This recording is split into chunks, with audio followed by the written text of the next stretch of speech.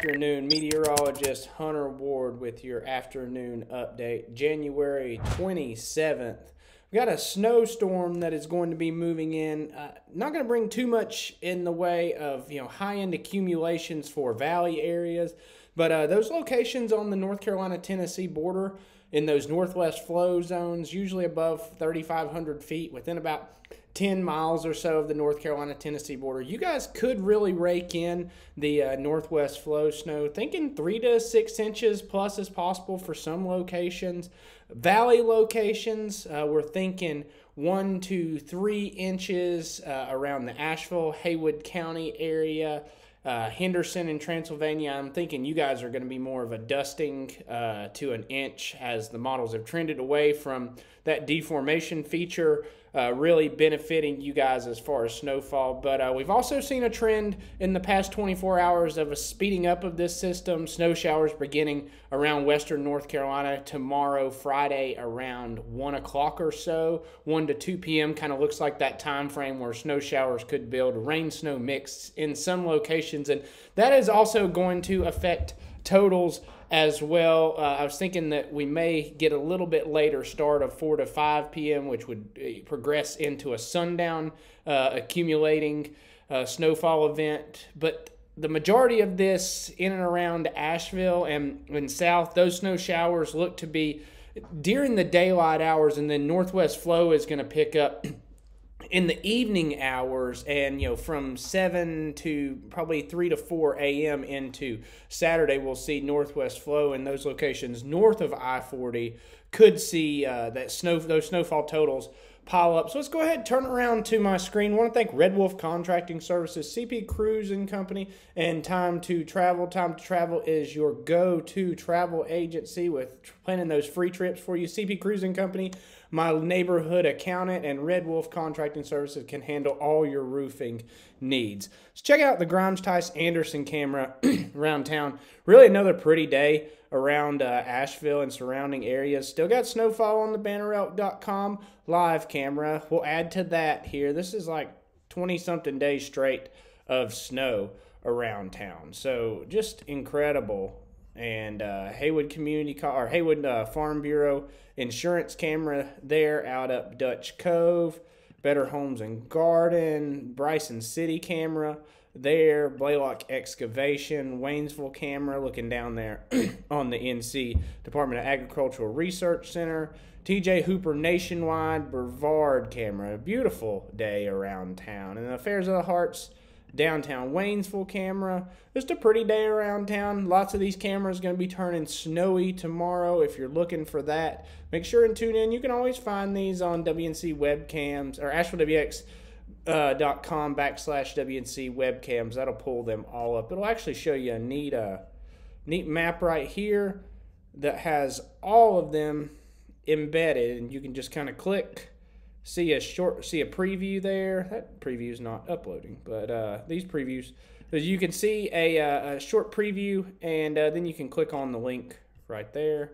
Very interesting. So let's go ahead and look at what the models are showing. Actually, I'll show you my most recent snowfall map. Let's show that, get that updated, and very few changes on here, but I have hang on, wrong snowfall map there.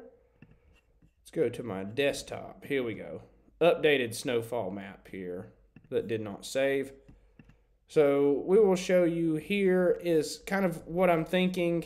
I'll edit this for you, but this is kind of how I make my snowfall maps anyways. I'm thinking that Transylvania and Henderson County are going to be the areas that see that snowfall, decrease from what I was thinking. So let's just pull this up for you. And here we go. So you can see this area of dusting to 2 inches is kind of where we've seen the changes at. This deformation feature on the most recent NAM 3KM and HRRR model is coming earlier, is really the factor that is making this snowfall not be such an accumulating factor.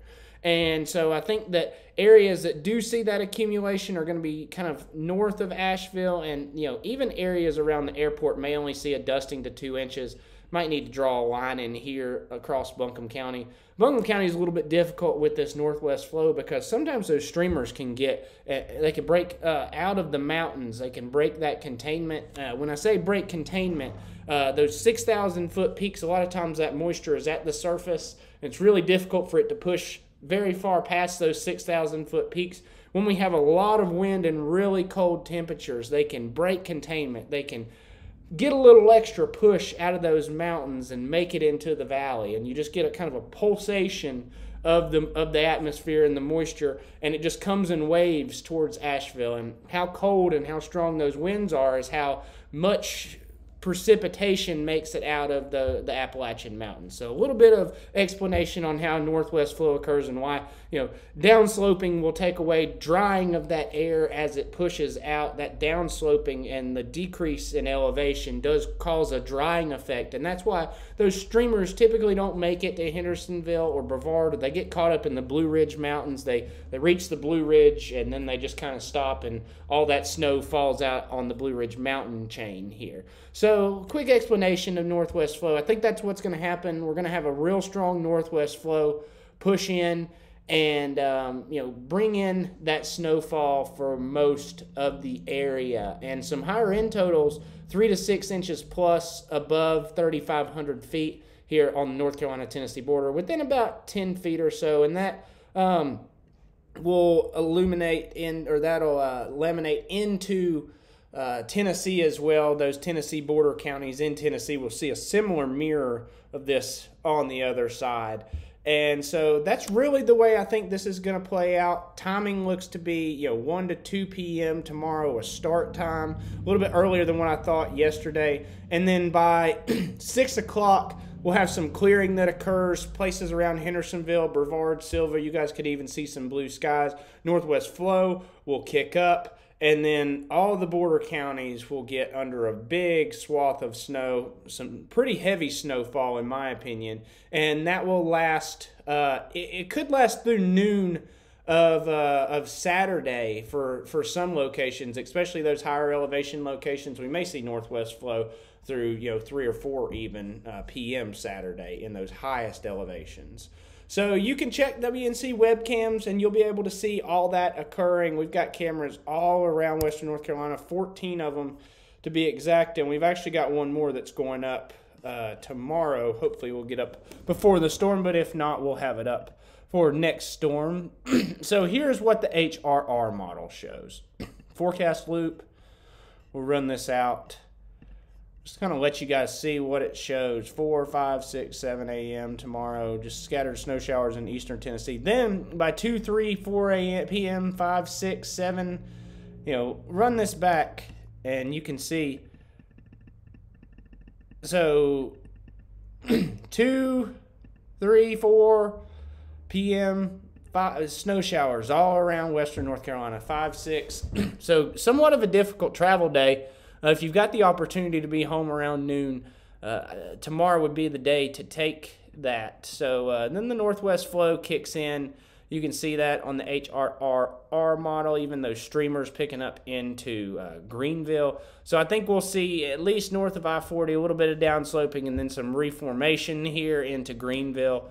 That backside's going to be pretty wicked, though. And you can see that. That's the HRR model. I'll show you the NAM model as well. Short range NAM.